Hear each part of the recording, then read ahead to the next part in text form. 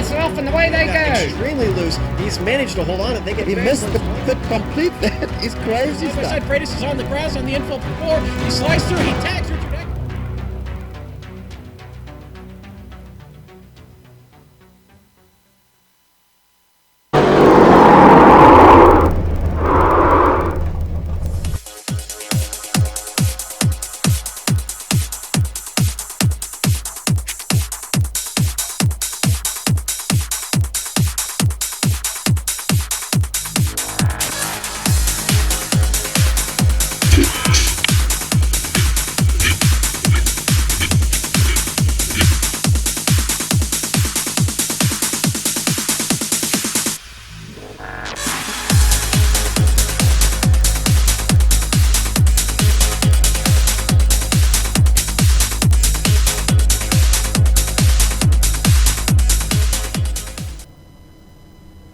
Hello and welcome to Loudon, New Hampshire for the third round of the HPP Simulation Pursuit of the Pedals in the 2016 iROC HPP Simulation Truck Series. This is a clip in that Apex 100 at New Hampshire Motor Speedway, and we're going to have it all for you live here on the Global Sim Racing channel. Hi, I'm Samuel Ryman, and alongside me in the booth is Tanner Sharp. Behind the scenes is our director, Joe Peak, and our camera sets are provided as always by Dougie Beard. It is crunch time here at New Hampshire in more ways than one tonight.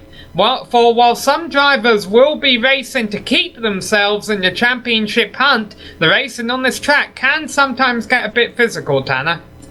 Definitely, Sam, and New Hampshire Motor Speedway is a physically demanding flat track. Just a tick over a mile, that is approximately 1.058, with 4 to 7 degrees of progressive banking in the corners of the racetrack, but in other words, it's mostly just flat. But it provides all these drivers to search around that track to search for a groove to get off the exit of the corners. These guys will be turning 100 laps around the magic mile. 60% of fuel is in these fuel cells. That's about 1 to 2 pit stops, so 46 to 47 laps tonight. Every single truck is running a fixed setup truck. The weather today is 83 degrees, so it is hot outside with 111 track temperature. So that means the track is nice and slick, and these guys are going to be wheeling it and dealing it off the corners of this circuit. But before we get all the hot topics and all that and the points, let's hop on board actually our GSRC Silverado for a lap around New Hampshire Motor Speedway. Hello everyone and welcome to the Global Sim Racing channel. I'm Brian Yasek, taking you for a spin today around the New Hampshire Motor Speedway and the GSRC Chevrolet Silverado.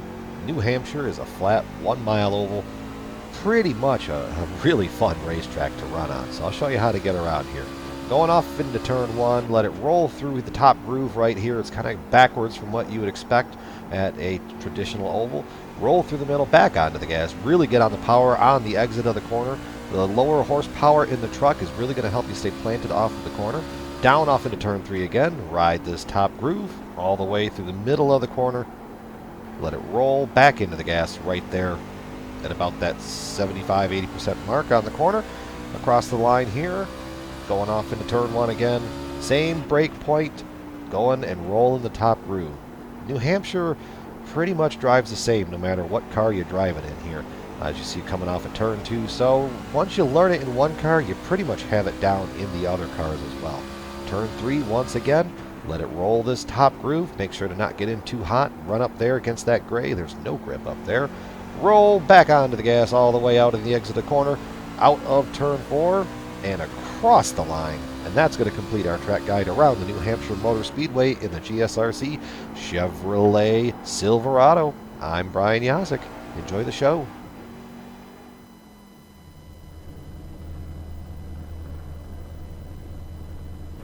Well, we talked about it being crunch time in more ways than one as practice finishes here and the qualifying session is about to start. One way it's crunch time, of course, you see, it's a relatively small track. That means there will be contact. The other way it's crunch time, championship. Okay, so we still have 7 rounds left in the championship, but they have their pursuit of the pedals, basically a chase for the championship. that is split up into 3 rounds of 3. These first 3 rounds are the elimination round of 12, and this is the 3rd race in that elimination round of 12. You have to be in the top 8 in points to advance. So you see there, Jordan Eriksson down to Josh Tanner are on the inside right now, and Milt Matisse, Jeffrey Gilliam, Robert Barney and Aaron Kleinhans all have their work cut out for them. Now Jordan Eriksson and Brian Jarzik are both locked in because they won the first 2 races in the pursuit. However, Tanner, something that's going to make it really difficult for the drivers, especially drivers like Robert Barney and Aaron Kleinhans to make it in, is the fact that we only have a 19 truck field here tonight, so they can't really gain a lot of points on the trucks in front of them. Yeah, they really can't gain a lot of points in the trucks in front due to the small amount of trucks that are in this field tonight. So it's pretty much a must-win scenario. From 8th place all the way down to 12th is separated by 15 points. And with the small amount of field that we have tonight, it's really hard to make up those kind of points, really, unless that person in 8th is going to finish dead last and you finish like 2nd, you'll gain a ton of points.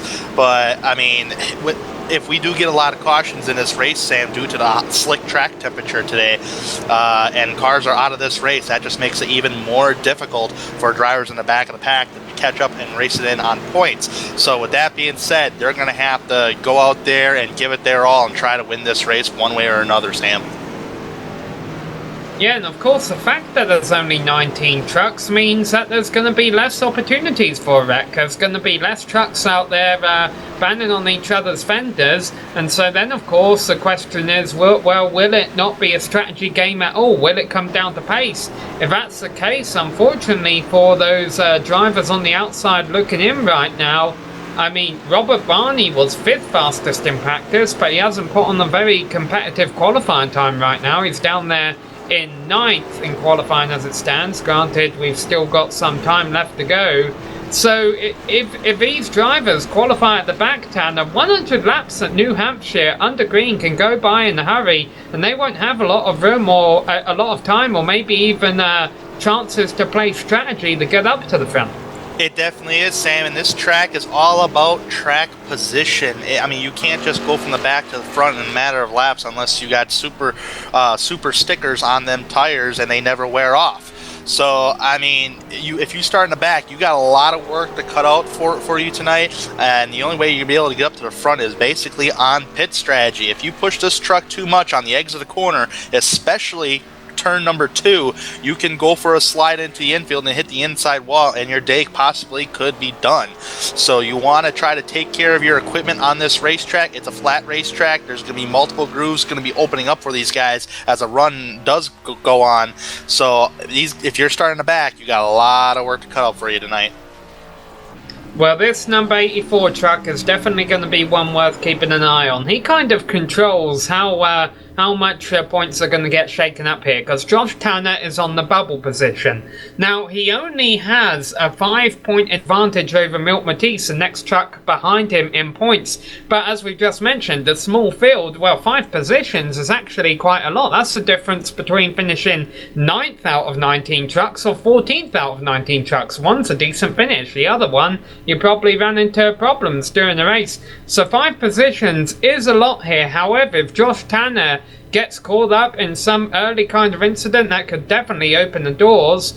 It doesn't look like we have a whole lot of activity going on track right now, Tanner. It looks like Brian got the pole here.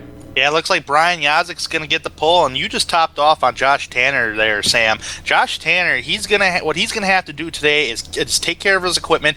Don't become in those 3 wide scenarios. If someone's faster than you, let them go by, and just focus on who you're racing in points with. And with that being said, that is Milt Matisse. He's got a 5-point gap over Milt Matisse. So throughout the race, he's going to have to keep an eye, hey, where is Milt Matisse and the other guys that are beyond 9th place there, just to see where they are on the racetrack and play it conservative today. No need to be aggressive. Alright, well, even though we still have 20 seconds left on the clock, there aren't any trucks out on track, so we can go ahead and read down the full grid here for you. And taking the True Power Pole Award is Brian Jarczyk by about half a tenth of a second over Gary Whitson. Lined up on the second row, we have Michael Kobach and Jordan Eriksson, who has already locked himself into the elimination round of 8 with a win. Mark McCrary was the fastest in practice. He is not a pursuit driver because he's quite new to the series, but he was running up front last time we saw him, and once again he's qualified in the top 5 there. Alongside him, Nick Cohan. Nicky Formosa, also a relatively new name, lined up alongside Robert Barber, and then Jonathan Holstein and Robert Barney. Definitely keep an eye on Robert Barney tonight. They round out the top 10, Tanner. And in 11th place tonight, Josh Tanner, keep an eye on him. He is in 8th in the point standings, but he's got a 5-point gap ahead of the 9th place. Keep an eye on him, though, as this night goes on. He's starting 11th. Bryce Whitson will start 12th tonight. Jeffrey Gilliam's a driver who's going to have to pretty much win this race if he wants to advance to the next round. Otherwise, some miracle mathematically, he gets into the next round. He'll start 13th. Lee Staples, the last car to take a lap, will start in the 14th position. Milton Matisse is another driver to keep an eye on tonight. He's starting 15th. Austin Missler in 16th. Mark Myers in 17th. Keep an eye on Aaron Kleinhans tonight. He'll roll off in the 18th position. And rounding out the 19-car field, that is Tim Knott in the 41 truck. Yeah, and still waiting for Tim Knott and Nick Cohan to take to the grid, and then they will do one lap around here before they get racing for 100 laps around New Hampshire Motor Speedway. As we mentioned, if it stays green, like we think it probably should, considering the fact that the field size is relatively small, this race could be over in a hurry. However, some people have compared this to being just a bit bigger version of Martinsville Speedway in the past. When things get ugly here, Tanner, they do get quite ugly. They do, and you mentioned Martinsville. Well, this track is close to it. It's just, in my opinion, it's a blown up Martinsville, just a tick over a mile. I like to call this a Martinsville on steroids kind of track.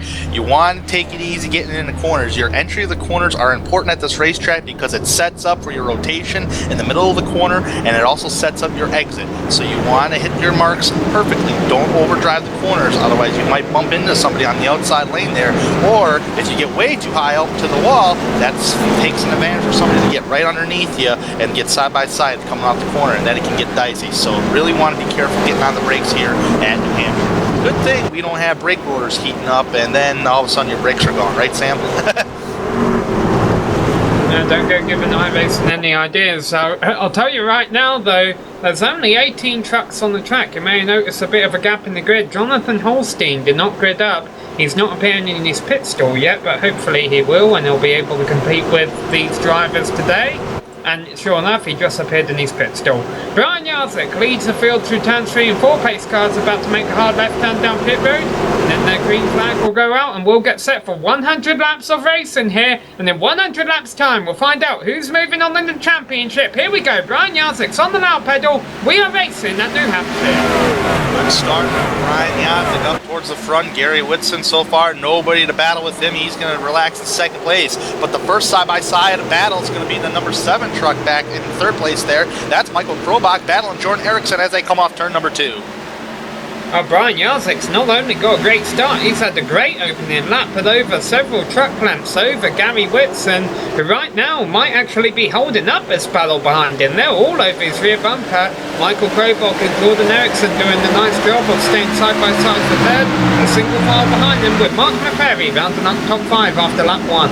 Yeah, Gary Whitson wasn't very fast in the practice session there, Sam. He was 12th fastest, and everybody else that qualified in the top 5 was pretty much in the top 6 in practice. So a little of a slow start for Gary Whitson, but so far he's holding his own right now. He's got Jordan Eriksson all tucked up to his rear bumper as they head down turn number 3.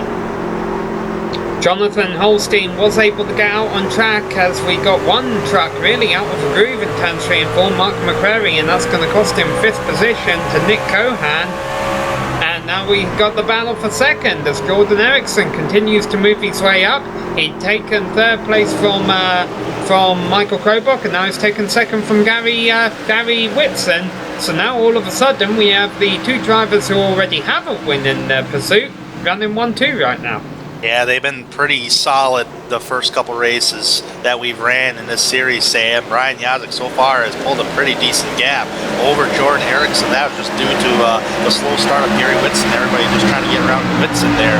But so far, Jordan Erickson, he's all by himself. He's starting to pull away from Gary Whitson, and now he's got the sights on Brian Yazik. We'll see if Jordan Erickson can catch Yazik. Oh, we've got one cut truck, Robert Barney. That's a driver who needs to race his way in. He saves it, doesn't get any damage, but doesn't bring out a caution, and he loses a lot of track position. He's got a lot of damage in the rear end of the truck there, saying he may have gotten help.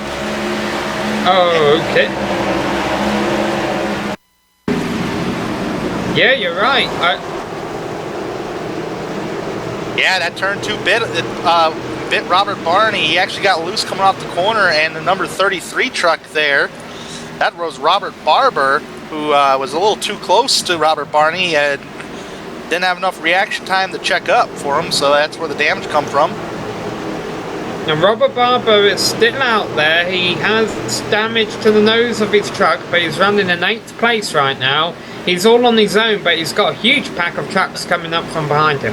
And I tell you what, Sam, he does. But look on the front end nose of Josh Tanner. Josh Tanner actually got in the back of Robert Barber when that incident happened. And we got a battle for third going on. Yeah, Gary Whitson continues to drop back a bit. Michael Krobach is looking for that position. Tim not in trouble. Now, no caution when they're stopped down there on the grass. I think he actually just kept it off of a wall. Yeah, it's hot and slick out there, Sam, and I talked about at the top of the show, turn number 2 is going to be really slick on the exit of the corner there, and you got to be careful, otherwise you're going to hit that inside wall there, and that could really damage your truck. I don't think he got a lot of damage. I think he's good to go.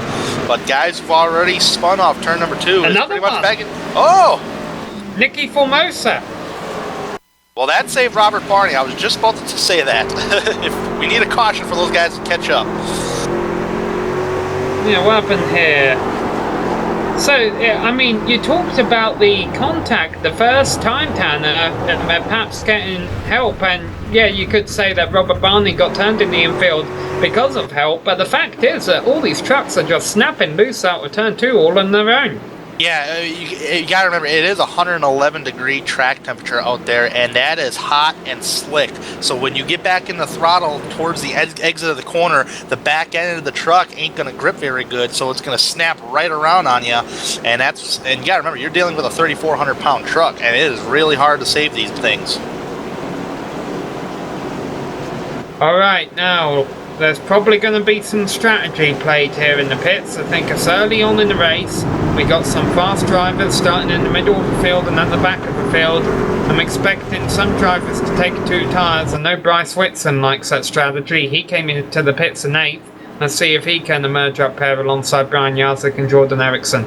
If you're going to try 2 tires, you better try it now, because if it doesn't work right now, if we do go back green here, it's not going to play out in the long run. Brian Yazik had a pretty good lead over the rest of the field as they came into the pits. Josh Tanner, Robert Barber, Bryce Whitson, 2 tires. Everybody else is going to take 4. They'd all been running there at the tail end of the top 10. Josh Tanner, understandable. He's just trying to beat the trucks behind him in points, but the problem here for Josh Tanner, is that if he slips up, if his 2 tires doesn't work, he could actually be a bit of a hazard to the trucks behind him, and the last thing he needs is to get caught up in an incident. That's the last thing he needs to do right now, but the best thing for him as of right now, under caution, is getting a bonus point under his belt, because that might mean something towards the end of the race, depending upon where he'll be position-wise on their track later on. So right now, bonus point goes to Josh Tanner, and we'll see how these 2 tires hold up, and what a perfect time to play a 2-tire strategy, as we have the 1-to-go signal right now. I mean, what a perfect time to play it. I mean, instead of just playing it later on and you don't know how it's going to work out. So right now, test a 2-tire strategy. If it works well, put that in your pocket and save it for later. Alright, so this is the first caution of the race for the Clipping at Apex.com 100 here at New Hampshire Motor Speedway. These drivers have done a pretty good job at clipping the apexes so far this race, so a few of them have had a little bit of trouble off of turn 2, but that's to be expected as these trucks try and work out the limits on this very hot day here up in New Hampshire Motor Speedway. Ford Mustang pace car about to make a hard left turn. Josh Tanner has control of the field, but he has old tyres, old left side tyres, and they get stacked up behind him there. I tell you what, Robert Barber did not go. That was a horrible restart for Robert Barber and Bryce Whitson. Brian Yazik. He'd seen the leader go, so he mashed the gas, and he didn't want to run over Robert Barber. I don't think there's any apparent damage. Oh no! Oh! We got a big wreck. Barber got loose, I think, came back and turned Gary Whitson. Gary Whitson got in the wall, was spinning across the track. Most of the field did a good job avoiding him. We do have one truck smoking, and that is Robert Barney. Robert Barney will not have to be eliminated in round of 8. Oh man, that is very unfortunate for Robert Barney. As you see what happens here. Off of turn number 2. Yeah, Robert Barber, he got loose on that higher line. Those 2 tires didn't really work out for Robert Barber. He got loose. When he did that, he clipped the right rear quarter panel of, who's that, Gary Whitson there. I tell you what, I was wondering if we can get an onboard view of Brian Yazik, director. After this. Yeah, get an idea of the hit that Robert Barney took that takes him out. Yeah, that's Robert Barber. I feel bad for him now. All right, here's Brian Yazik right here. This is Robert Barber's right here on the outside lane. He's going to get loose. Trying to slow down. Good driving by Brian Yazik, though. Nice job there, buddy. I'll let him get him somebody wheel hopping down on the road course down there. All of the leaders have stayed out. Robert Barber has obviously came into the pits to get damage repaired, as have the trucks at the tail end of the field. That's the problem with taking 2 tyres when you don't have control of the field. You can get involved in slip-ups there, and unfortunately that's really hurt Robert Barber and a few other trucks. Tell you what, it really hurts Robert Barney, and you said it, Sam. He is not going to make it to the round of 8 elimination. Robert Barney has disconnected from the race server. They're pretty much saying we're done. And of course that's bad news for the other trucks on the outside looking in, because all of a sudden Josh Tanner, the driver sitting on the bubble and actually sitting in the lead right now, the worst he can finish is 18th. In a way, having Robert Barney out of the race hurts the other drivers' chances of making it into the pursuit. Yeah, I mean, Josh Tanner, the more cars at wreck, that's not good for the guys that are trying to race it in on points. But Josh Tanner so far is in a position to win it, but yet again, we do have a long way to go yet in this race. So hopefully Josh Tanner can collect a few more cautions to be able to stay up towards the front, because passing here at New Hampshire is a real tough thing to do. Well, the thing helping Tanner out is the fact that Bryce Whitson will be restarting right behind him in 3rd there, and he's also on 2 old left side tyres. Jordan Eriksson has 4 fresh good years. If Eriksson can get a good restart here, the progressive banking might actually help him take the lead on that high line. It might help him take the lead on that high line. I mean, on a longer run, you've seen that high line work in the past on iRacing. Here comes the field out of turn 4 on lap 14. Ford Mustang pace car for the 3rd time tonight. 2nd caution, and then of course the initial start peels in. Josh Tanner leads the field away. Eriksson gets a good restart, but not good enough. Tanner has the track to himself going into turn 1. Yeah, but watch out for that 88 car close to the back bumper. Left rear quarter panel of Josh Tanner. Got really close to him as they come off turn number 2. So far holding his own, Josh Tanner. The battle is on for 3rd behind. Bryce Whitson on the old left side tyres, really drifting up the track. Aaron Kleinhahn's drifting way up the track. That knocked Jeffrey Gilliam out of the groove. And that's going to allow, who is that back there? I got battle for lead though. Yeah, Kleinhahn's and Gilliam, 2 drivers on the outside looking in. Meanwhile, Josh Tanner on the inside looking out has just dropped back, on the inside looking inside right now, has just dropped back to 2nd position. Jordan Eriksson has taken the lead. A lot of activity going on earlier on in this restart here as Jordan Erickson takes the lead away from Josh Tanner. Brian Yazik just can't really find where he's, where he can go to make a pass. He's got Michael Krobach just ahead of him. I'm sure he's trying to take it easy and early going. Meanwhile, the last truck on track right now is Gary Whitson in 18th. We haven't mentioned him a whole lot, but he is only 1 point ahead of Josh Tanner in the championship. He really can't afford to stay last. He can't really afford to stay last here, but I mean, I think he's got a lot of damage to that truck there, Sam. I wonder if his speed is different going down the backstretch than everybody else. He's only climbing to 133 miles an hour entering the corner of turn number 3. That shows a little concern, Sam. Yeah, his cousin Bryce Whitson is holding on to 4th right now. Remember, Bryce is on 2 old left side tires. He's progressively losing positions. Michael Krobach trying to take that position from him. Think he might have it in the number 7 machine. Man, that turn 2 just gets dicey, man. I mean, you guys can get really loose off that corner of the racetrack. Oh, Bryce way up the hill. That won't help him hold on to those positions. Brian Yazik underneath him now. Bryce is just trying to battle here. He's not backing off here. I mean, there's a little bit of a gap there to fall back in line, but right now he's battling side by side. I think Jordan Erickson, our race leader, has lost the connection. I think Josh Tanner is back in the lead of this race. Yeah. Oh, and Nicky Formosa is in trouble. Yeah, man, Jordan Erickson, he actually is having some sort of connection issues right now, Sam. That's what I'm showing. And so far, we can't really see him on the racetrack, so that's putting Josh Tanner as the race leader according to the leaderboards here.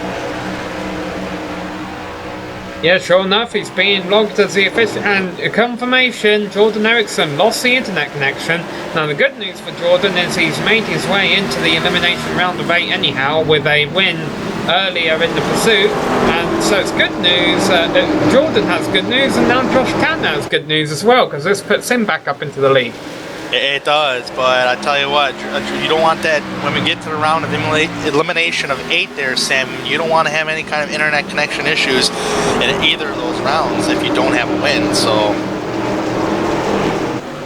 And of course, if Jordan Erickson is unable to return, that helps out the drivers in the bubble positions right now, including Gary Whitson, who moves up to 16th because he has also passed Formosa on the track. Battle for the lead. Spun.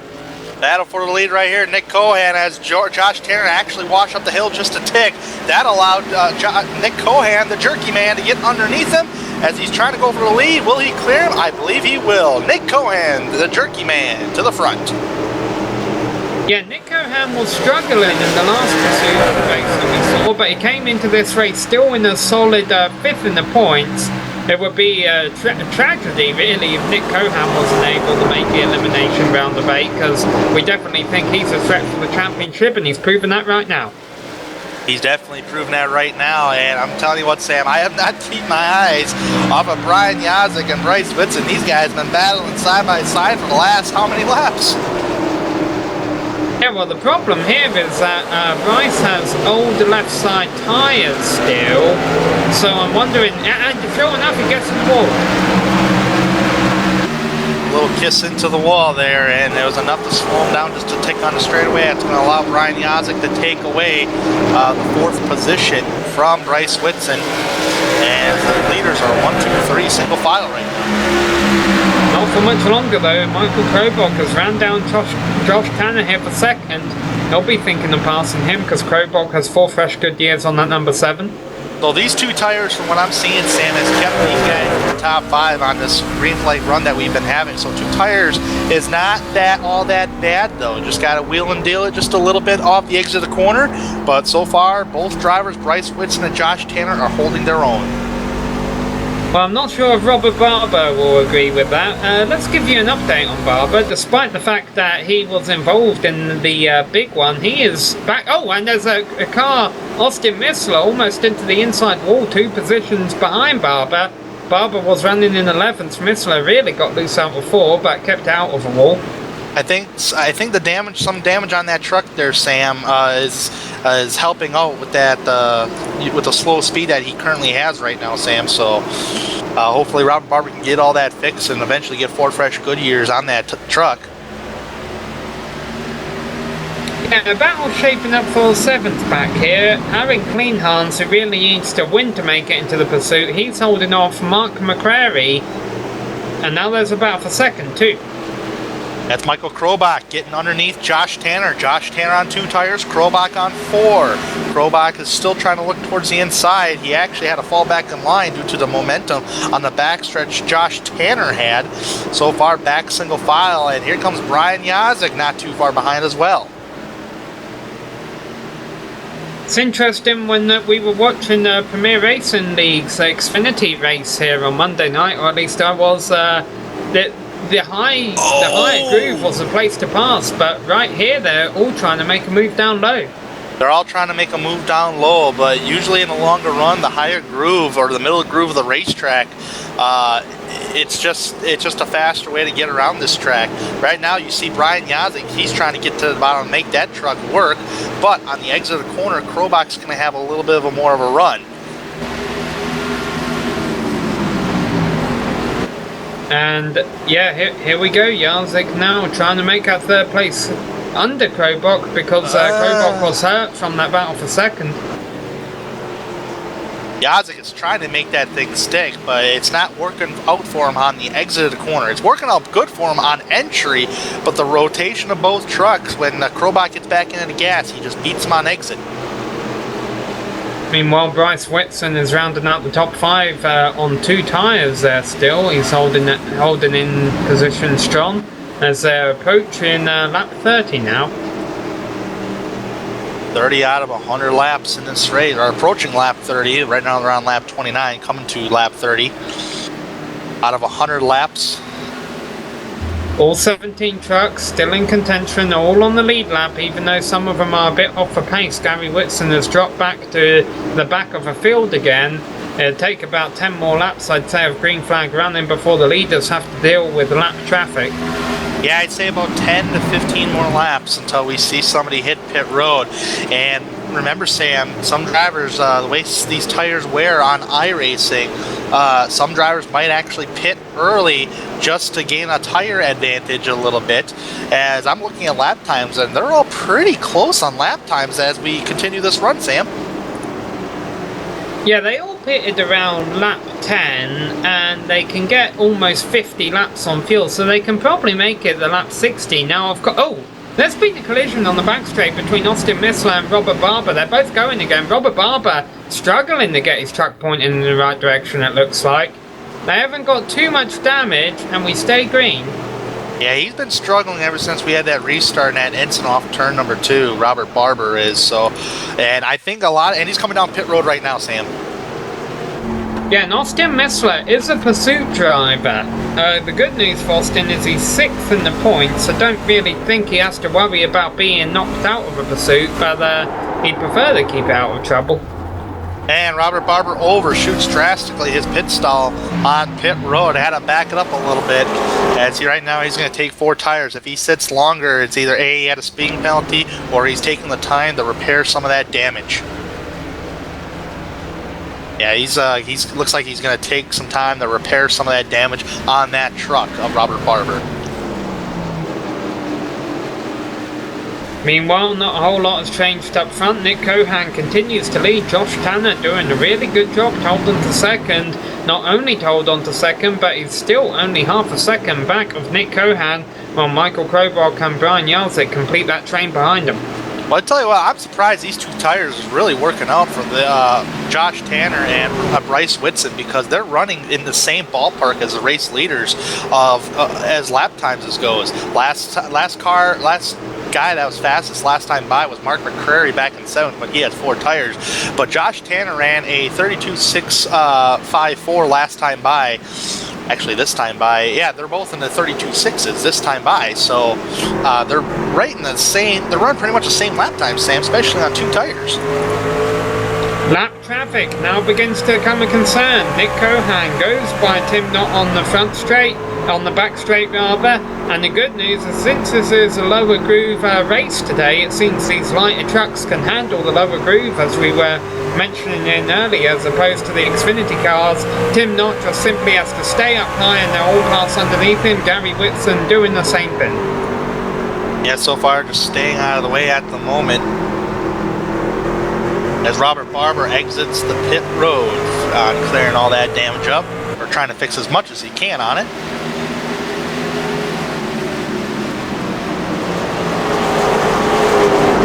Oh, I think it's getting a bit heavy as Gary Whitson, I mean, he's staying out of the way, he's giving these trucks their line, but none of them want to make a mistake because they were all running quite close there in turns 3 and 4. Yeah, just a little bit closer, but... But yeah, I mean, in theory, Tanner, within the next 10 laps, you could pit and make it to the end, but I just don't think you want to risk that, considering the fact that Jonathan Holstein's in trouble. Caution is out. Yeah, that's going to bring out the caution. That's a surprise, because he's off a racetrack. There was a race earlier this week, I'd seen the same thing. Somebody actually hit the wall on the inside really hard and actually stopped on the track because he blew his engine, and iRacing still blew through the caution. So this will be... Holstein blew his engine too, so this will bring out our third caution of today's race. And we will get to see a DSD, a Derek Spears design Lucky Dog, for the first time today. Looks like it's going to go to Gary Whitson in a 13 machine. He will get waved around, and of course Jonathan Holstein potentially being out of race and Gary being back on the lead lap. These are good times for Gary. It means he should be able to keep his pursuit position. Well, we were talking about why it would be a bad idea to short pit, because if you pitted under green and that caution would have flown, you would have gotten caught a lap down or two.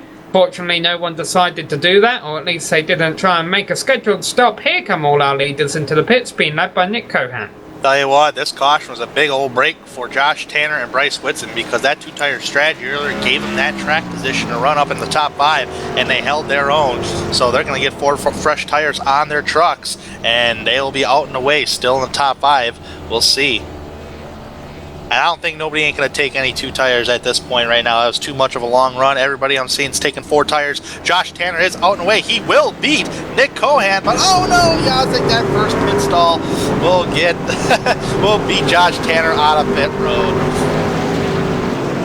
Yeah, you saw some trucks stay out there, all lap down trucks who may attempt to get the wave by. So Brian Jarzik will lead the field back to green. Josh Tanner, Nick Cohan and Michael Krobok. And like I say, one of the big reasons they all took 4 tires, Tanner, is the fact that if the cautions fall the right way, they might be able to make it all the way to the end without having to stop again at all. Tell you what, right now, it's in a 100-lap race to 46 to 47 laps on fuel approximately. That's a very tough call to make there, Sam, because right now you're talking a little over 50 laps until... yeah, you're talking over 50 laps, so they're at least going to need one more pit stop, according to my notes that I have right here. So right now, these guys, I'm sure they're probably clutching it just a little bit to save as much gas as they can, or in some other cases, turning off the truck. So we'll see how this all plays out, but I think we're going to need one more pit stop to make it to the end.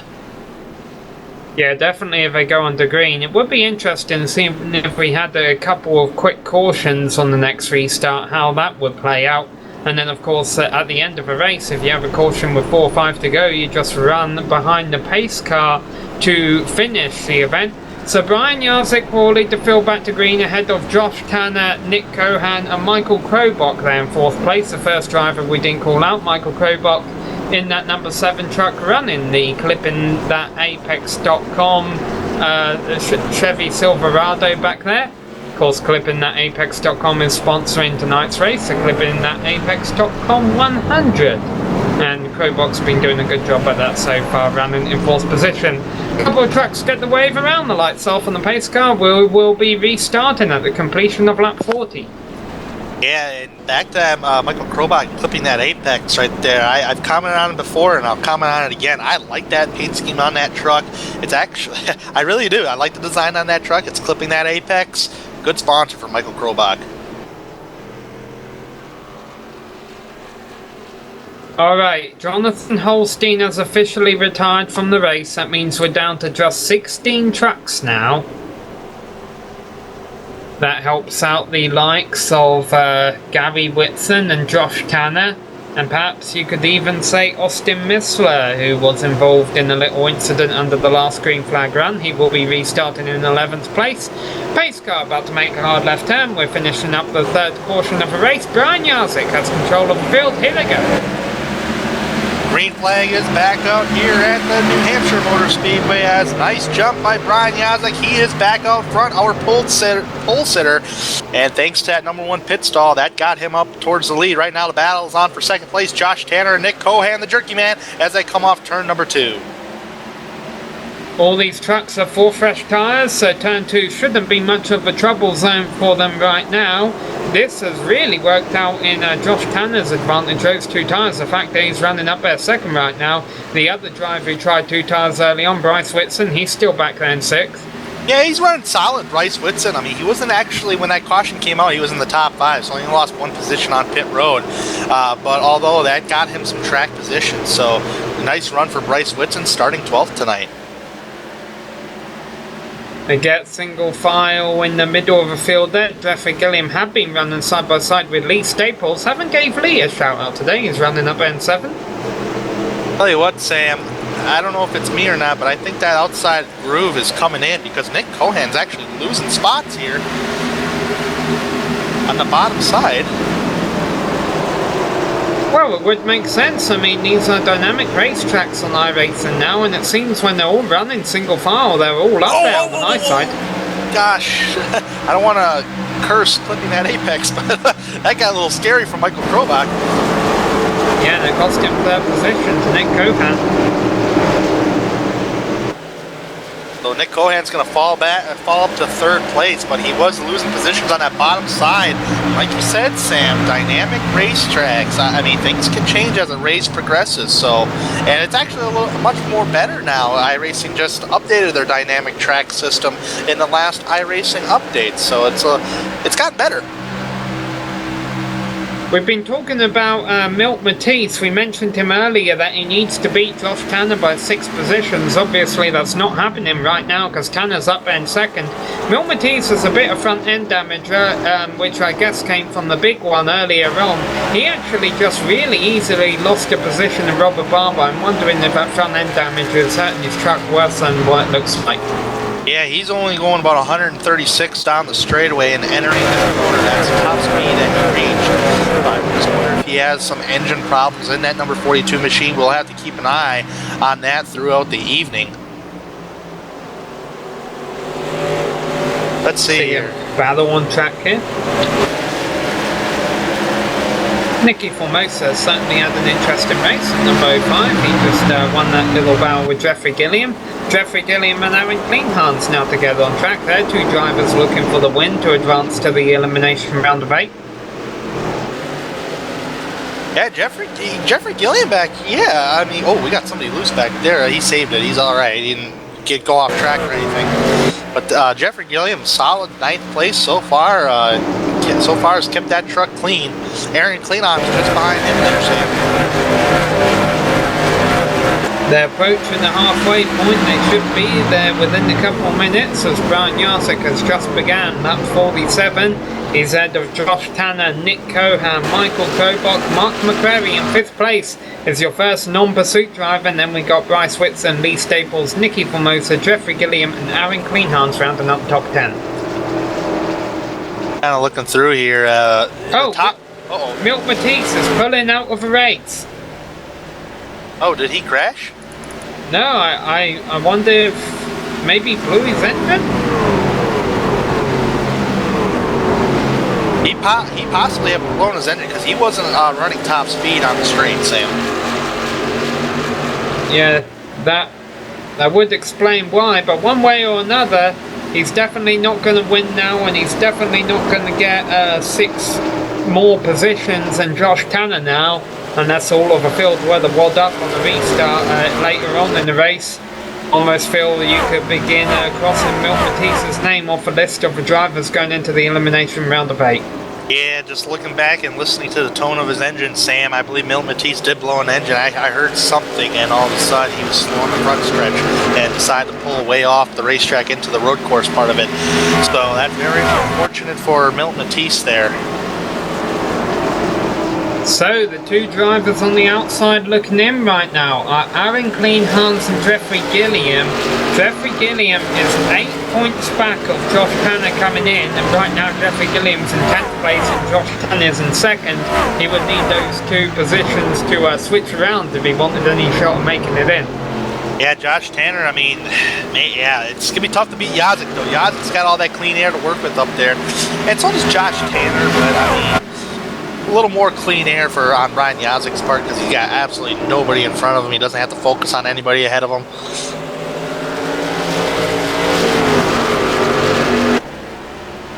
Things really orderly right now. They're all single file as they come across the line to complete lap 50. They're halfway. There's a battle for 7th. Lee Staples got a little loose coming off of 4, and Nicky Formosa's going by him.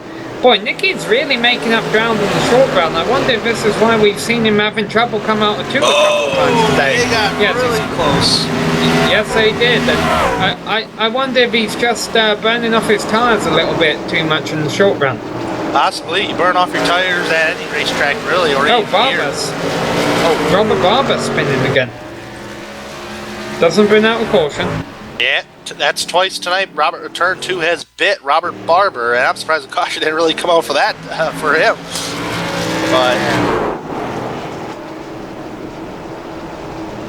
And we do have confirmation that Milt Matisse is out of the race, so Milt Matisse and Robert Barney will not be advancing to the elimination round of 8. So as of right now, I'm counting 15 trucks on the racetrack, Sam, and that's Robert Barber being in 15th, 3 laps down. Well, if you were up early this morning for the IDA Formula Renault race, 15 cars still on track actually sounds like a pretty big number considering the lap 1 pile-up they had in their Formula Renaults. Battle for 2nd, here we go. Nick Cohan looking underneath Josh Tanner. Earlier on, this probably would have been a done deal, but now with that higher lane coming in, Josh Tanner's able to put up a bit of a fight. I think that higher lane, the higher lane is coming in now, thanks to the iRacing dynamic tracks. As Nick Cohan, the jerky man, looks towards the inside. Can he get that run in the middle of the corner? Let it rotate, get that run on the exit. As you can see, Josh Tanner's actually gained some momentum on the exit of the corner, as they're still side by side heading down to turn number 3. Of course, the problem with running side by side, especially on the exit of 2, which has been the trouble zone today, is that they have a wheel pinch to more than what they would like. That could result in trouble coming off of turn 2. We'll have to see how it plays out next time around, as Cohan's taken 2nd place and we almost had a battle for 3rd. Yeah, I don't want to put any stress on anybody here if you're all the Josh Tanner fans out there, but he's got that nose all crinkled up from earlier in the race after making contact with Robert Barber's rear bumper there in the back early in the race. I just wonder if that's going to play into a little bit of a concern, maybe engine temperature issues possibly. Just have to keep an eye on that, but so far he's running solid in 3rd place. Well, I feel if he was going to run into issues he would have by now, but iRacing's proved me wrong before. I guess one thing he's definitely going to have to pay attention to, he doesn't want to get into the back of anyone else. That would certainly mess things up. Coming out turn 2 again, will they all make it clean? Well, Nick Cohan, or not Nick Cohan, Josh Tanner, he actually fishtailed it just a little bit off turn number 2. He's okay though. Yeah, it's only going to get worse with each green flag lap that goes on. This is the longest green flag run we've had this race. I don't know if you're seeing it, Sam, but I'm seeing it. I'm seeing these guys walk up a groove on the racetrack a little bit as they are entering the corner of the racetrack, Sam. Yeah, I was checking the leaders' times to see if Cohan was running down Yazik. He was a couple tenths faster last time by. Almost have to begin wondering if Yazik's used up too much of his tyres in the short run. Of course, I'm only just reading off of a 1 lap statistic.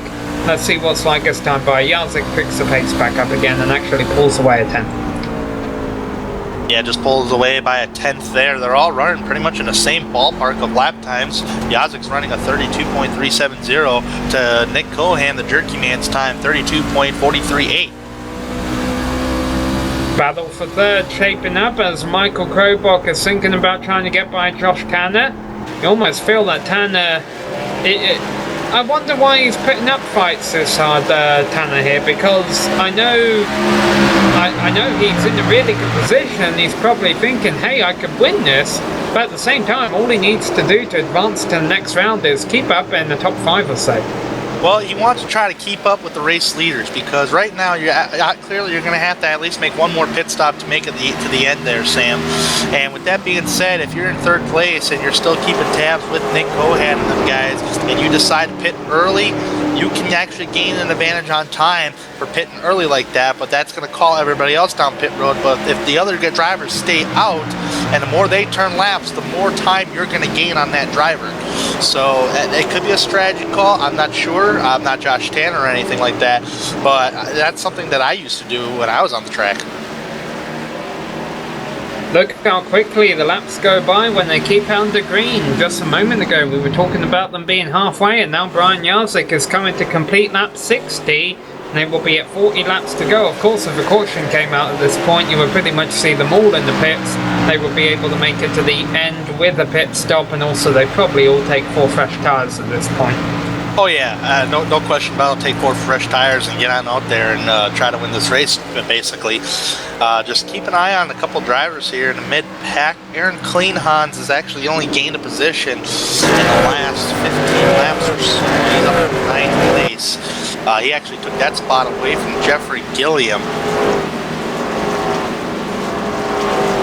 You know, earlier this year we were joking a lot about how Brian Jarzik enjoyed finishing 2nd position. It seemed he seemed to do that a lot. Well, recently he really has been on the roll of winning a lot of races, and funnily enough, his first ever race win on the GSRC, at least that we broadcast, came here at New Hampshire Motor Speedway. Right now it actually seems like Nick Cohan's tyres have gone off a little more than Jarzik's have, because Jarzik has stretched that lead to 2.5 seconds, and right now he's dealing with the lap traffic of Tim Knott and Robert Barber, while the rest of the pack is only just coming off of turn 4 there. Yeah, last time by it was 3/10 Jarzik put on Cohan, and this time by they're just about even, with Cohan just being a couple hundredths quicker, which is not much at all there, Sam. So Jazik's, and right now he's kind of playing, getting through lap traffic right now, and right now he's got clean air to work with. Gary Whitson goes lap down, but he should be safe in the pursuit, especially with Milt Matisse out of a race now. Believe it or not, Sam, I'm concerned about Gary Whitson in this race right now because he is not up to speed on the straightaways. You should be hitting about close to 150 miles an hour on the straights, and right now they're entering the backstretch, and he is not even climbing to that height of speed. The highest speed he is entering the corner of turn 3 right now is 133 miles an hour. That's a huge difference compared to everybody else on the track.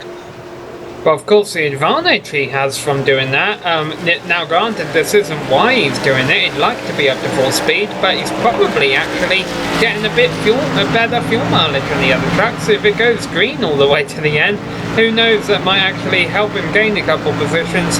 I still think Gary's sitting pretty safe here, though, with only 15 trucks left in the race. Milt Matisse, Robert Barney, Jonathan Holstein, and Jordan Erickson all being out. I think he'll be safe on points now. Yeah, I think he'll be okay. I mean, we only got 15 trucks on the racetrack. Milt Matisse, Jonathan Holstein, Jordan Erickson, and Robert Barney are all out of this race, so that's actually going to help Gary Whitson a little bit, since he actually was ahead of the cutoff line in 7th. Nicky Formosa, first driver to come into the pits, and I'll tip my hat to him, because I said I thought he'd been struggling out of turn 2 a lot this race, and that he was burning his tyres off in the short run. We might have wanted to keep an eye on him, but he proved me wrong. He kept on the track. He was running 7th when he came into the pits. About 27, 28 laps, and counting green flag laps that on those tires. Nicky Bonosa was on. He's out on pit road getting 4 fresh tires, and we got some more guys coming down pit road. That's Michael Krobach and Mark McCrary. 85 car. That's Aaron Kleinhans, also on pit road. Robert Barber as well, but it's not the first time for him, unfortunately. He's been struggling a bit today. So, it is all happening. Josh Tanner's announced that he's coming into the pits this time. Well, if Josh Tanner's coming in, that tells, if I was Nick Cohan, that would tell me get in next lap, because the longer I stay out there, Nick Cohan's actually in. Yeah, Cohan is in, but Brian Jarzik stays out. Alright, if I was Jarzik, got to get on in the pit road, because the longer you stay out there, you know, man, that's tough to do, and it's hard to pass at this racetrack. The more they're going to gain time on you, the more you turn laps. Austin Missler on pit road as well. Yeah, I think Austin... Oh, did Nick Cohan overshoot his pit stall there? No, he didn't, but he got very close to it. Got very, very close to it, but otherwise that would have been huge if he did. Brian Jarzik is in at the completion of lap 68. Yes, sir. Brian Jarzik is in on pit road. That was the call. And Bryce Whitson will lead a lap. Yes, he will. Jeffrey Gilliam in the pits. Austin Missler also pitted on 67.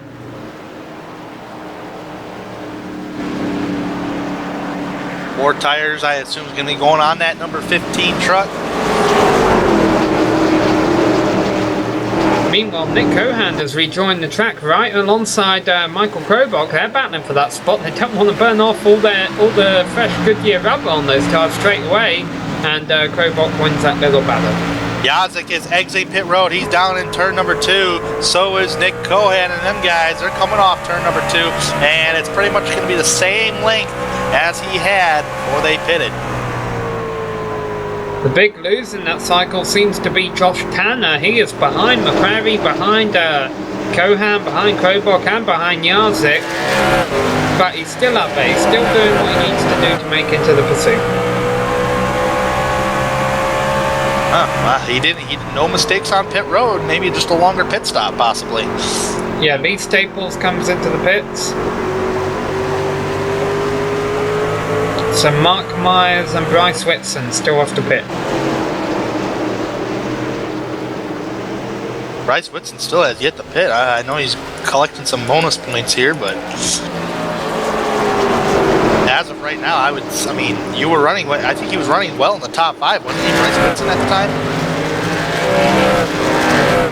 Well, of course, he's probably hoping for a caution, because if a caution came out, he'd get a free pit stop, and all the other trucks would have to take a wave around and be on old tyres behind him. Lee Staples comes back out. Well, if a caution does come out, that Aaron Kleinhans will get the Lucky Dog, the DSD Lucky Dog.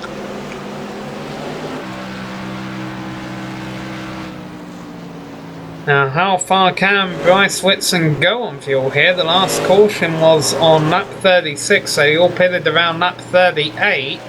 So theoretically, he could actually stay out there for another 15 laps or so. Probably could. Right now, he's run pretty solid. He's got no one around him right now, but he's got Aaron Kleinhans, who has pitted already. He'll be coming up on him pretty soon to get his lap back. Mark Myers also still turning laps on old tyres right now, trying to play the same strategy as Bryce Whitson is. And as long as they're doing a pretty good job of clipping that apex out there, they're probably not going to burn off their tyres too much. Not too much, and I'm seeing Michael Krobach on back. They're all pretty much single file. Krobach, Nick Cohan, Mark McCrary, and Josh Tanner all currently, as of right now, running 5th, 6th, 7th, 5th, 6th, and 7th.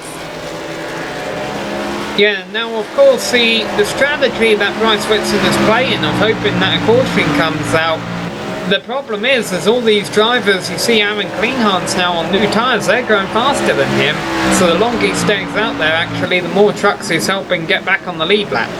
More trucks he's helping to get on the lead lap, but the more he's giving time away to the race leaders there, Sam. So, and I don't know what he's I don't know what he's going to gain really by that. but I guess he's just trying to stay on and hope for a caution. That way, I think that's the plan, is hope for a caution. It's the same thing with Mark Mars. Hope for a caution, and then if caution does come out, you know, they can pit. That's actually, if that happens, that actually would put him actually 8th or so. Yeah, but that's the problem here, is these trucks trying to get back on the lead lap. Now, of course, everyone could have afforded to have just topped off with enough fuel to make it to the end, and that's what Bryce will do on his stop. The thing that Bryce might attempt to gain time on, if it does go green all the way to the end, is when he comes in. Yeah, Aaron Kleinhans washes up the track there. As when he comes in around lap 88 or so, he probably will choose to not take cars at that point. Meanwhile, the field is now down to 14 cars. Tim Knott has retired, so that will help Josh Tanner and Gary Whitson out a bit. Help him out a little bit as well. The more cars get out of this race, the more that'll help him out. But it looks like Bryce Whitson, it looks like he wants to pin Kleinhans a lap down here. Even though Kleinhans, I believe, has fresher tires. Yeah, well, why not? Less cars on the lead lap, less cars he has to worry about, because you almost get to that point now that if a caution flew, everyone else would think about pitting as well. I think so. We have a long enough run to come down pit road, at least take maybe 2 tires. But the longest I've seen drivers take 2 tires on is 8 laps into a run, and I think we're well past that since the last pit stops these guys just did. So I think come and get 4 tires. Yeah, Nicky Formosa kicked off the round of stops on lap 65. Really, the last driver up front who pit was on lap 70, was Lee Staples. So yeah, as you mentioned, they're all about 10 laps into a run here, those who have pit. 22 laps to go in this race. Bryce Whitson still out front, and it's just when Whitson is going to make that pit stop. So far he is working on about 40 laps on green flag laps on these tires. Now, of course, you've got to begin wondering if Lee Staples and Jeffrey Gilliam will soon think about unlapping themselves. They're a little ways back of Bryce Whitson right now, but they are running about half a second a lap quicker. Yeah, and right behind Gilliam is actually Austin Missler in the 11 truck there, so they're all catching Bryce Whitson as they have fresher tires.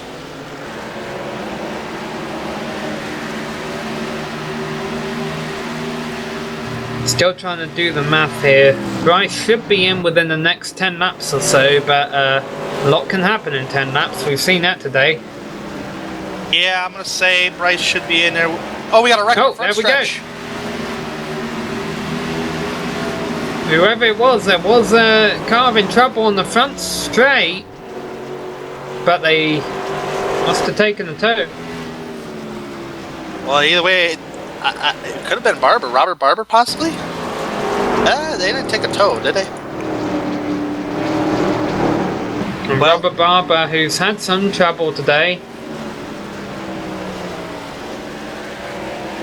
Yeah, he did. How did this? Oh, there we go. He exited it out. He realised he was going to bring a caution out if he didn't do some kind of exit the sim pin there, and that saved us all from having a caution. Yeah, he hit the inside wall there pretty good. That was Robert Barber, so he didn't spin anything on the front stretch to bring out a caution, so we remained green flag. But I bet Bryce Whitson and Mark Myers would have loved to see that caution there, Sam. Yeah, Jeffrey Gilliam is about to try and get back on the lead lap by going by Bryce here.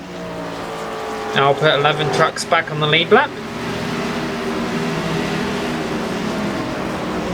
Still not enough for Jeffrey Gilliam and Aaron Kleinhans to make a pursuit though. They've still got to think about a win. You almost wonder if the caution comes out late enough if Jeffrey and Aaron are just going to have to stay out. Yeah, man, that's a very tough call. Jeffrey and Aaron, they may more likely have to stay out and try something because they've been pretty much mid to back of the pack all race long there, Sam. I believe Aaron Kleinhans, this is the highest he's been all race long, which has been 9th place.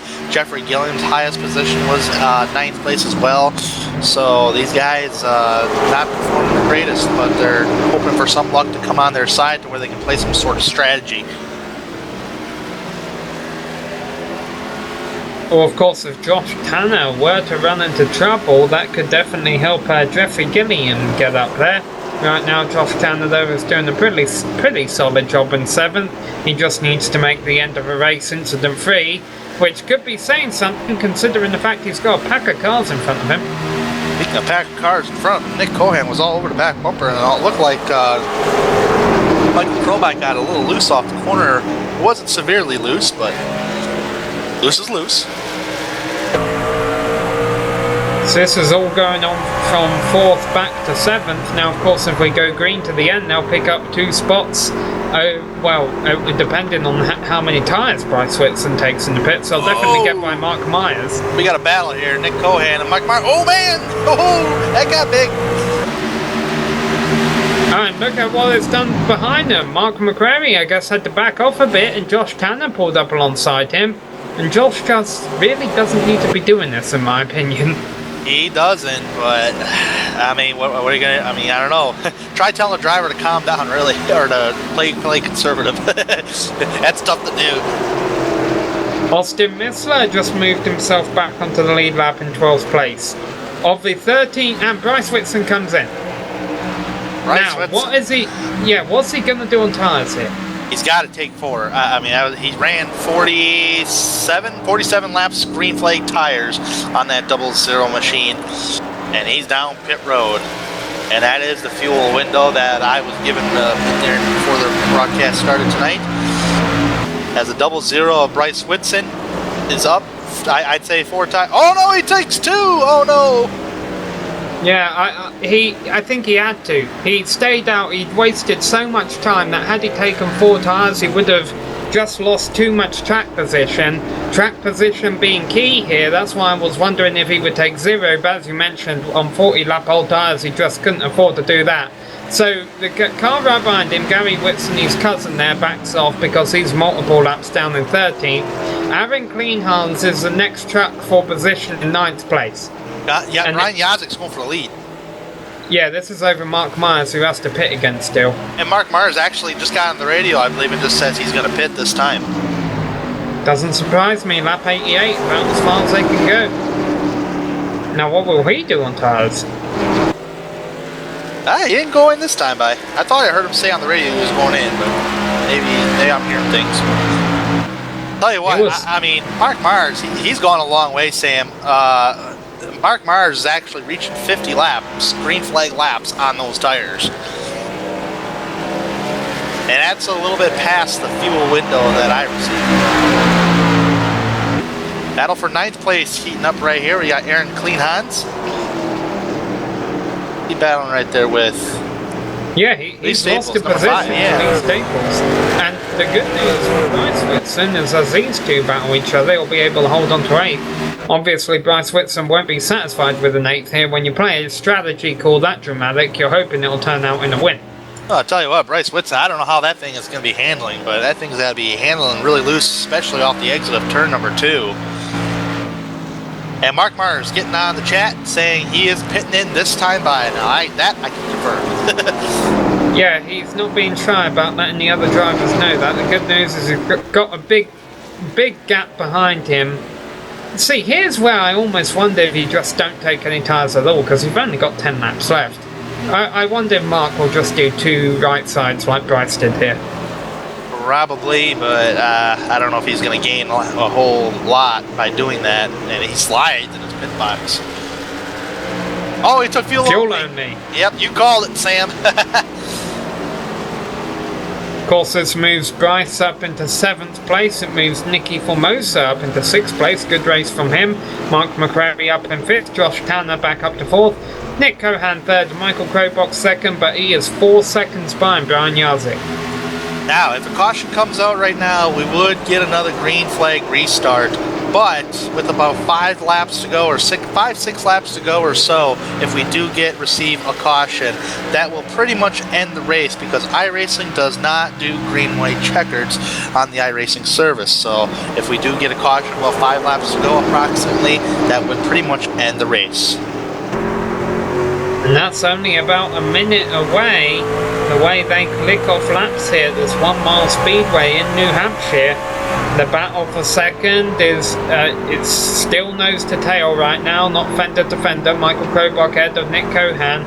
Problem is, as this higher groove has kind of worn in, when you have progressive banking here, where really the high lane is the only way to make a pass, especially when the high groove comes in, it makes it a lot harder to pass. You're not seeing as many moves down the inside as we saw at the start of a race, and right now that's not helping Cohan. He's not able to find a way by Krobach. And that's the pride and joy about dynamic tracks on iRacing there, Sam, is the bottom may work out early in the race, but as a race continues to go on, it opens up multiple grooves. It can't open up multiple grooves, but so far we have seen today the lines have changed and start off on the bottom, then it ease towards the middle groove of the racetrack in the middle of the corners, which, like you just said, it makes it harder to pass for Nick Cohan to get around Michael Krobach there. So if Nick Cohan can probably get a good run, I'm sure he could try to do something. He's going to have to do something on the inside no matter what.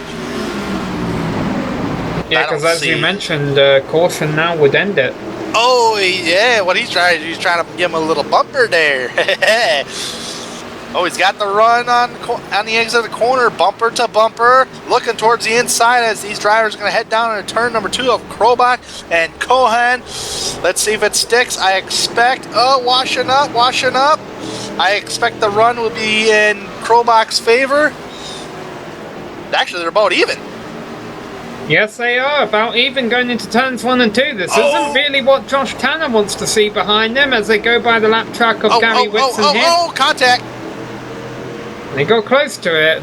I'm not sure if they did. They almost did this. Cohan gets loose off the turn. I think he kissed the wall. Yeah, he grazed it a bit. What a pass by Cohan, though. Yeah, he did it all right. He did a good job of not burning off his tires too much, but Krobach hasn't gave up yet. Man, Krobach hasn't given up yet, but it just looks like Cohan's just a little quicker than Krobach. What is Josh Tanner going to do, though? Oh, Josh just needs to finish. Exactly. Oh, and he gets loose out of turn too. But I think at this point, with only 13 trucks left in the race, even if Tanner did hit trouble, the competitors behind him won't finish high enough to really knock him out of a pursuit. Yeah, I tend to agree with you there, Sam. As I continue to watch the battle here between Nick Cohan and Michael Krobach, as we also see it on screen as well.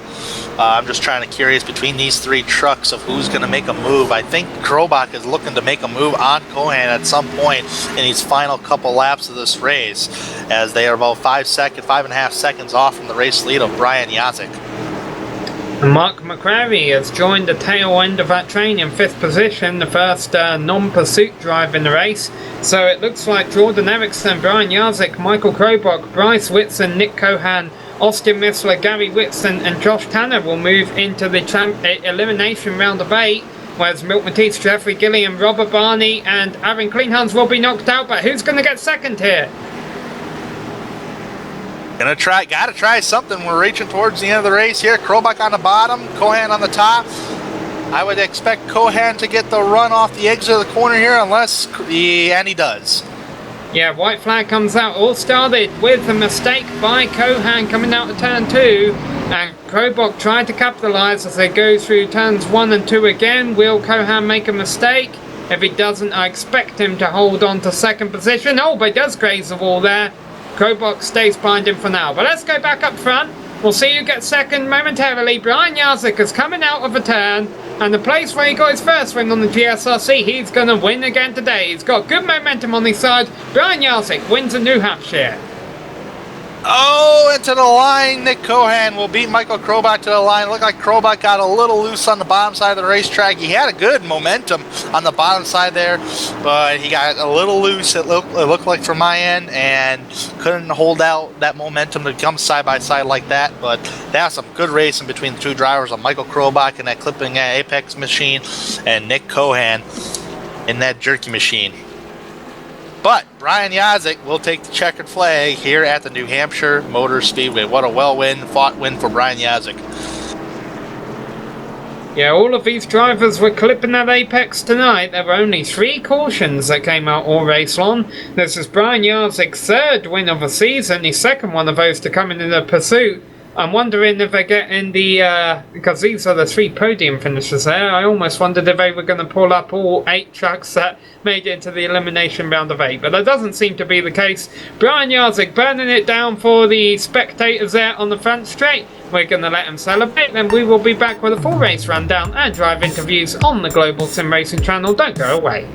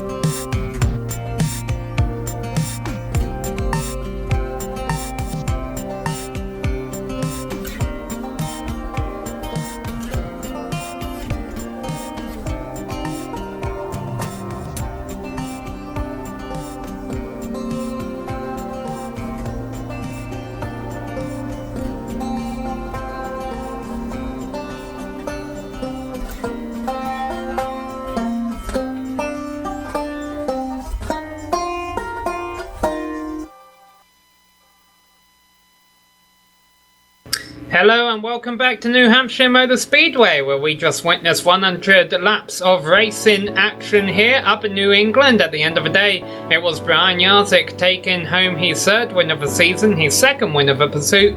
He moves on to the elimination round of 8, as do 7 other drivers. You see several of them here. Nick Cohan, Michael Krobach, Josh Tanner all joining him. Mark McQuarrie, not a pursuit driver, new to the series. He rounded out in 5th place there. A great drive by Nicky Formosa. I gotta admit, it wasn't looking good for him in the first half of the race, but he salvaged the 6th place. Bryce Whitson moves into the elimination round of 8. He played a bit of a strategy game trying to get the win at the end. Didn't quite work out for him. He finishes in 7th. Lee Staples, Aaron Cleanhans and Jeffrey Gilliam. Cleanhans and Gilliam, 2 other drivers being knocked out of a pursuit. They round out the top 10. And outside the top 10, finishing 11th tonight, is matching his car number. That is Austin Missler tonight. Mark Myers will finish in the 12th position. Gary Whitson will finish in the 13th position. I believe he will make it into the pursuit of the pedals. Robert Barber will finish in the 14th position today. Not so good night for him. Tim Knott in 15th position. Milt Matisse will, I believe, unfortunately miss the pursuit for the pedals at an elimination round of 8, finishing in the 16th position. 17th, Jonathan Holstein. Jordan Erickson, who was running up front, connection issues bit him tonight. He'll finish in the 18th position, and rounding out the top 19 field is Robert Barney, who will unfortunately miss the pursuit for the pedals elimination round of 8. Yeah, and let's go and give our M-Spec Hard Charger of a Race award. I think we should go ahead and give that to Josh Tanner here. He was, it looks like he's the biggest move in the field, or at least one of the biggest movers, certainly up there in the top 5. He started 11th, played a bit of strategy early on, was able to keep up front all race long, and bring it home in 4th position. He wasn't 3rd, Michael Krobach was 3rd. Let's get Michael Krobach in here and talk to him. Michael Krobach, driver of the number 7 clipping at Apex.com Chevrolet Silverado, brought it home in 3rd place finish, and you got 3rd across the board tonight, Michael, in practice, qualifying and in the race. Didn't realize that, Sammy. It was a pretty good night for our number 7 team. Happy to have Clippin' That Apex back on board, your home of custom motorsports art. Yeah, we had a pretty good run in practice. I thought Brian was probably class of the field all night, and I tried to race him pretty hard early on and through traffic when some guys stayed out, but yeah, he got fast, and it was on from there. We were sitting 4th for a good while, stuck behind Nick and Tanner there, but tried to short pit a little bit, get some track position, and had a pretty darn good fight with Nick Cohan. Yeah, can you tell us a bit about that fight? Because it seemed in the early stages of a race it was really easy to make a move on the low side, and then in the later stages it seemed the high lane was the place to go to make a pass, but because of the way the track came in, it just seemed like it was very hard. It was a lot harder in the second half of the race to make a pass. Yeah, I think it was hard to run that bottom, anytime, but definitely second half it was hard to pass down there. I ran into Bryce a little bit earlier, so I got to apologize to him for that. 8 tires do corner better than 4, so, we both held on to it. But, once you were on the bottom, it was, on the exit of 2 and on the exit of 4, it was hard to get a run off. So my goal there at the end was trying to take Nick's line away from him as best as I could. And eventually he did get by in traffic. He had a couple laps fresher tires than me, but didn't want to wreck him and bring the caution out and affect Brian's race in any way. But all 3 of us are pretty good buddies, and it's nice to see us finish 1, 2, 3. Yeah, now of course you had Clippin' That Apex riding on board your truck again tonight. ClippinThatApex.com was sponsoring the race. I think you all put on a good show for them. Only 3 cautions. Yeah, it was a fun race. I think all of us were pretty much clipping that apex. We didn't have too many wrecks tonight. It was a good long green flag run, but happy to move on to the next round of the chase. Got to give a shout out to, of course, Clipping That Apex for sponsoring this race and a few others, and our truck and HPP Simulation, Sim Racing Apps, Mini Indy, and TSK Designs, new sponsor that'll come on board next week.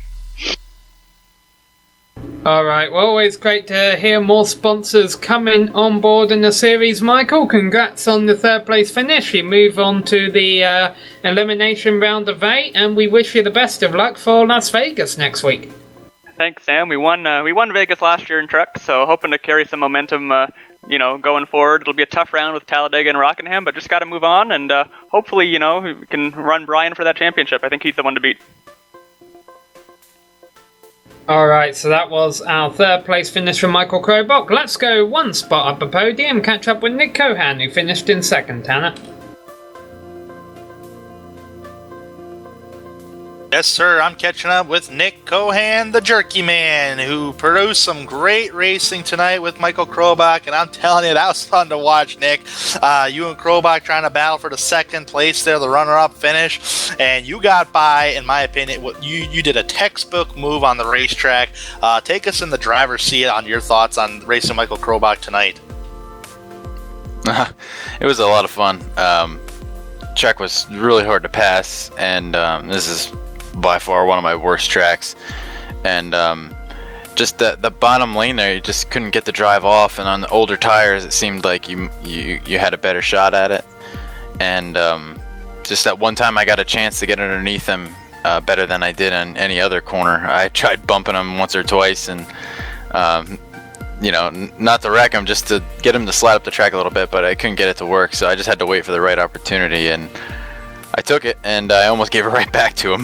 But it was a lot of fun. I full bunch of respect to Mike driving out there. We've been racing together for as long as I've been on iRacing, so we trust each other out there, and it was a great battle. Now, you mentioned hard to pass at this racetrack and looking for the opportunities to pass here. It looked like early in the race the bottom groove was the way to go, but as the race went on and long green flag runs that we did have tonight, it just seemed like the middle groove of the racetrack got in, and it was really hard to pass from on in there. Your thoughts as a driver on the New Hampshire racetrack with the dynamic track surfaces? Honestly, I didn't think there was really, many options. It was really only one, and on the newer tires, it seemed like the outside was better. When you got on the older tires, it seemed like the bottom wasn't better, but it was doable. But other than that, I can't figure this track out. So you're asking the wrong person for input, but I just couldn't really figure it out, and I practiced a lot before this race just because. I knew this was not, this was going to be, I was borderline, on the chase here, so I needed a good top 5 finish here, and just end up second at this track is phenomenal for me, so. And you did make it to the pursuit of the pedals for the next round, the Elimination 8, which is at the Las Vegas Motor Speedway next week, which is a mile-and-a-half racetrack. Talk about your chances on possibly getting some jerky to victory lane next week. What do you say? Well, we're planning on it. If I do, I'll send you some. I'm a jerky man myself there. We're hopefully we get House of Jerky at Victory Lane next week, because Las Vegas is one of my favorite tracks, and I think the dynamic track surface, you're gonna feel that, you're gonna see that, and we're gonna feel it a lot more at a track like that. And just to advance to the next round is the goal. I didn't really care by how many points or if I won or not. I just got to make it to that last segment there, and Vegas is a good shot for me. I know as long as I get to those last three are really good tracks for me. So just gotta keep chugging along here, and hopefully we can get those pedals at the end of the year. Yep, 3 races long in the elimination round of 8 with no bonus points given for winning a race to enter that next round, and we will see you in victory lane, or actually in the top 3 finish next week at the Las Vegas Motor Speedway. We thank you, Nick, for coming to talk with us tonight, and good luck next week. Thanks, Tanner. Just gotta give a shout out to House of Jerky, K&N, CJ Automotive, and Clipping the Apex for sponsoring this race, and to you guys too. We also thank Nick Cohan tonight for joining us to speak with us tonight, and that was Nick Cohan finishing second tonight. But down in victory lane, holding the Monster Lobster, is Brian Yazik, and maybe Sam can help him out with that lobster as well. Sam, you caught up with Brian in victory lane. Yes, Brian, it took you a while to come into the commentary booth here. I guess you were busy cutting up a lobster and celebrating down there in victory lane. Congratulations. Yeah, thank you, Sammy. It's, you know, you go out and you get a big victory like that. You know, it's a lot of people come by and want to say thank you and you know, different stuff like that. So I'm fine with that. So yeah, it took me a little while to get over here, but we're good. Yeah, you had the extra time by finishing about 5 seconds quicker than everyone else. You really had it going at the end of the race there. Almost wondered if you were gonna burn the tires off in the long run, but that turned out to not be the case. No, really what it boiled down to is I was making sure in the run to really take care of the right front and the right rear, not really slide the tires, not really get them angry. You know, because if you start sliding that right rear early on into the run, you know, once we got past halfway, the race kind of took on a real green feeling to it. You know, so if you really chewed up those right rears early on, or that right rear early on, you were going to be paying for it at the end of the run. So I was just really intentionally trying to back down my corners. I mean, I was driving it. It felt like driving it like a grandpa compared to how I qualified it. But you know, I just had to keep the right front on it. I knew we had some good long run speed in this HPPsimulation.com Chevrolet. So really happy to go back to back. I mean, second, first, and first, that's not a bad chase round. No, absolutely not. It's also what you did tonight. Second in practice, you qualified on pole there and you took home the race win. But now, of course, that all doesn't matter for a whole lot. Moving on into the elimination round of 8, what do you think your chances will be at Las Vegas next week? I'm really looking forward to Las Vegas. You know, we were good at the 1.5 mile tracks. So I really think that's going to play into our strong suit. You know, we got Talladega coming up here soon, so that's just this big angry gorilla looming and just waiting. And I don't want to go in there with any shred of doubt of being on points or stuff like that. So, you know, we can go out there and we can win Vegas. I think, you know, then we get that into the 8, and then from there, a lot of really strong tracks for me. So it's just a matter of getting to the right spots at the right time. You know, we're clicking at the right time of the season. I've been telling you guys all year we're going to start racking off victories and just kind of show this religious consistency. You know, that's the sort of thing that's going to keep us advancing and setting up for a really good run at the championship. So, you know, a lot of guys feel really good right now, especially the ones that made it through.